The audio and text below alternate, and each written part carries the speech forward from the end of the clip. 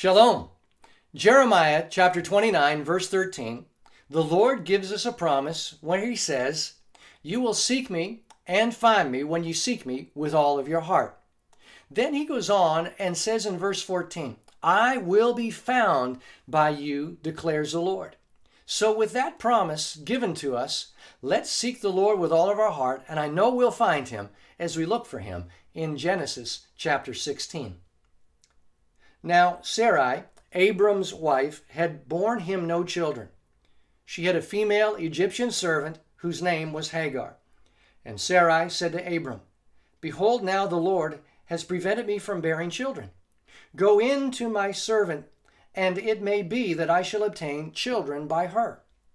And Abram listened to the voice of Sarai.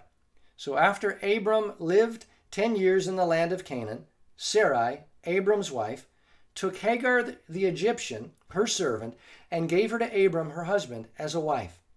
And he went in to Hagar, and she conceived. And when she saw that she had conceived, she looked with contempt on her mistress. And Sarai said to Abram, "May the wrong done to me be on you. I gave my servant to your embrace, and when she saw that she had conceived, she looked on me with contempt. May the Lord judge between you and me." But Abram said to Sarai, "Behold, your servant is in your power. Do to her as you please." Then Sarai dealt harshly with her, and she fled from her. Now, in that day and age, if a wife was barren, then she could take one of her female servants and give her to her husband for her to become a surrogate mother. And that's what ends up taking place. See, God had given a promise to Abram and Sarai that he'd become the father of many nations. But that was 10 years ago when he was 75 and Sarai was 65. There seemed like there still might be a bit of hope. Well, now 85 and 75 respectively, and Sarai's figuring there's no way that this is going to come to pass. Let's help things along. So she gives her servant, her slave girl, Hagar, to Abram. He takes her and she conceives. And as a result of that, the one who is the lesser, the slave, now is filled with contempt as she looks upon her mistress as being an inferior because she's achieved something of womanhood that Sarai wasn't capable of. Well, Sarai deals harshly with her and she runs away, something that could have been punishable by death if she was found. Interestingly, every time Sarai refers to her in this passage, she speaks of her as my servant. And Abram, when he speaks of her to Sarai, he says, your servant. Neither one of them refer to her by name. Well, let's pick it up in verse 7. The angel of the Lord found her by a spring of water in the wilderness, the spring on the way to Shur. And he said, Hagar, servant of Sarai, where have you come from, and where are you going?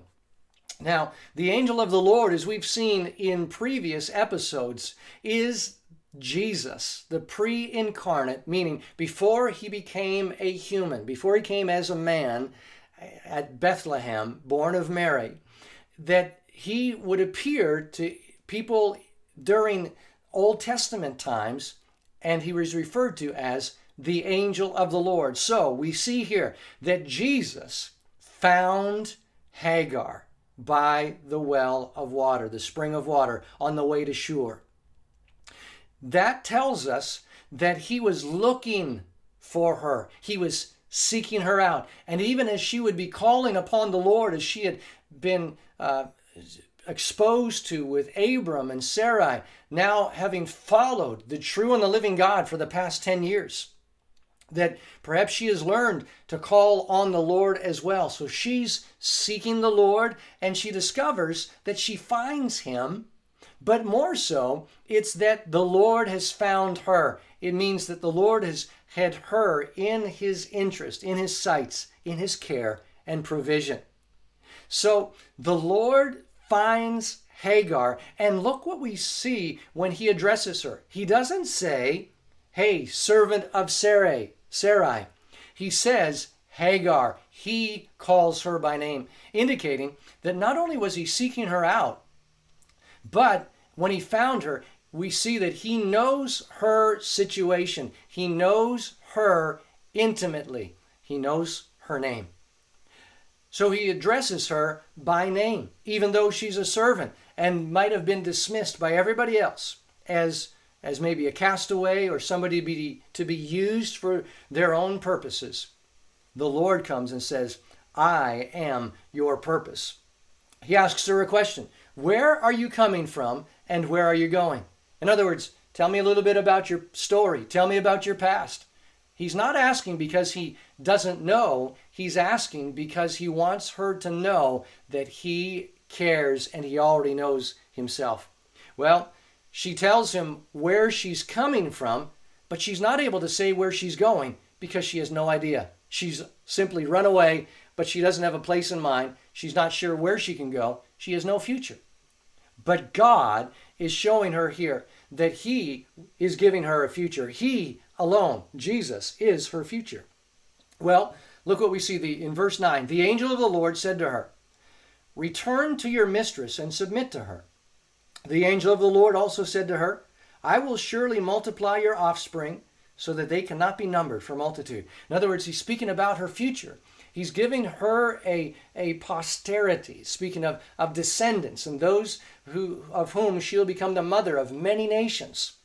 Now, he's giving her hope, and he says that you are pregnant, and the one inside you is a boy. You're going to bear a son, and you're to give him the name Ishmael.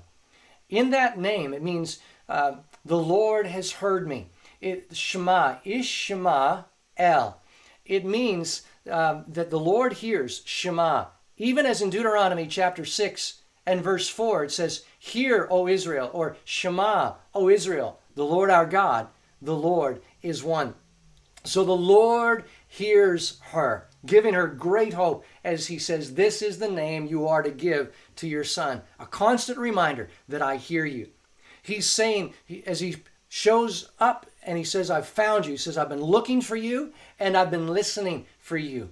And you may think that you found me, but truly what it is that I have sought after you to make you my own. Well, in verse 13, after this encounter, she called the name of the Lord who spoke to her. You are a God of seeing. Let's have a look at this word, this name. It's El Roi. Means God who sees me. The God of seeing. It's an amazing thing that she speaks to him and says, gives him a name and says, you are the God who sees me. El Roi.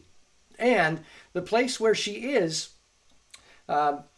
she says, truly here I have seen him who looks after me. And then she says, therefore the well was called by her, here's the name of that well, Be'er Lahai Roi.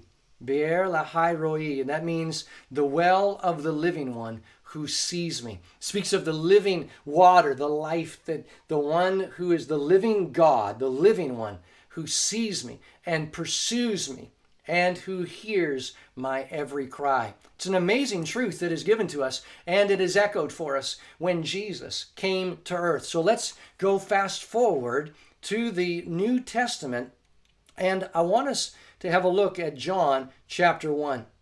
And as we come here to John chapter 1, keep in mind that Jesus said of himself, he says, that I, the Son of Man, came to seek and to save the lost. Now, Jesus is the Son of Man, and he's the one who has come to seek and to save the lost. Look at this. When Jesus began his earthly ministry, in John 1 and verse 35, the next day again, John was standing with two of his disciples, John the baptizer, and he looked at Jesus and as he walked by and said, behold the Lamb of God. The two disciples heard him say this, and they followed Jesus.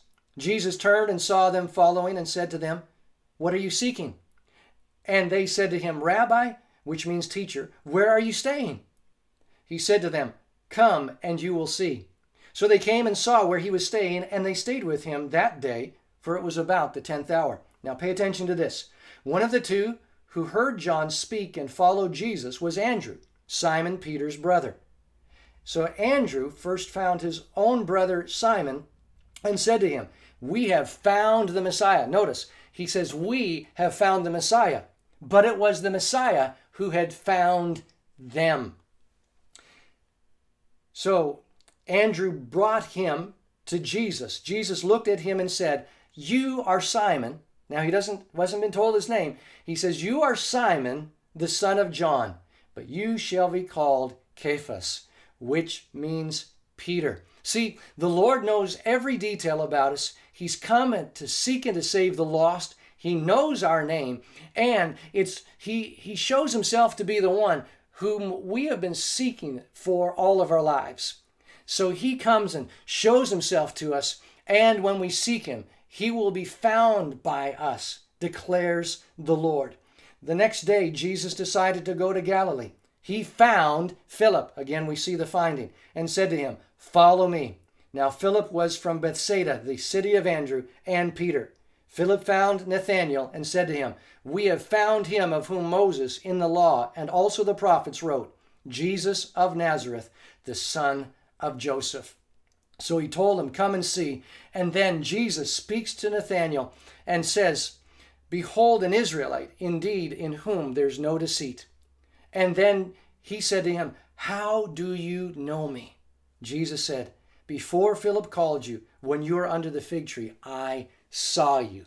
Jesus came to seek and to save the lost. And when we seek him, we will find him when we seek him with all of our heart.